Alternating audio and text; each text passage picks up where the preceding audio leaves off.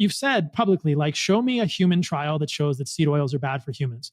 And by seed oils, we're really talking about linoleic acid. So I want to show my contention of multiple human trials, and I'm not going to show any of the ones you don't like. We're not going to get into Minnesota or Sydney or any of these other. I want to show you other studies that you may or may not have seen that will suggest that in humans, linoleic acid and seed oils containing linoleic acid are problematic. If you look at the literature, there's evidence that there's increased LDL oxidation when there's increased seed oils, increased linoleic acid. So we've already talked about linoleic acid, LDL oxidation, and the idea that oxidation of LDL in the sub-endothelial space is probably a very bad thing.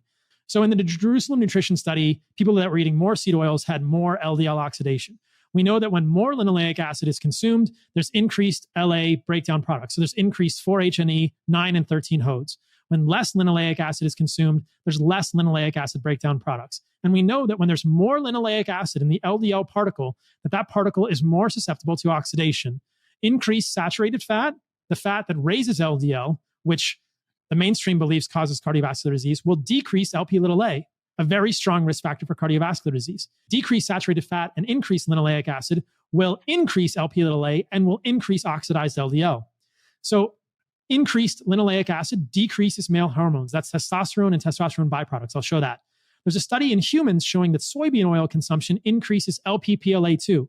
So lipoprotein phospholipase A2 is a particle that's associated with LDL that is involved in cleaving oxidized phospholipids in LDL. So that's probably not a good thing if you're increasing Lp(a)2. We know that in people, this is observational, there's a strong, consistent correlation between linoleic acid consumption and macular degeneration. And we know that in mothers who are breastfeeding, the LA content, so the linoleic acid content of the breast milk, correlates negatively with motor and cognitive skills in kids.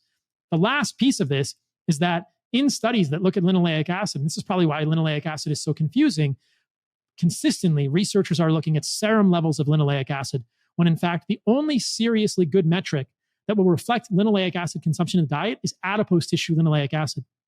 I know there was a large study that you posted on Twitter looking at linoleic acid in the human diet and cardiovascular disease. Unfortunately, if you look at that study, of all the studies they looked at, only 1 or 2, maybe 3 max looked at adipose tissues of linoleic acid. And in none of those studies was there any significant association between adipose linoleic acid and improved cardiovascular outcomes, meaning more linoleic acid improves cardiovascular outcomes. And there are studies that show increased linoleic acid in the adipose tissue and worse cardiovascular outcomes.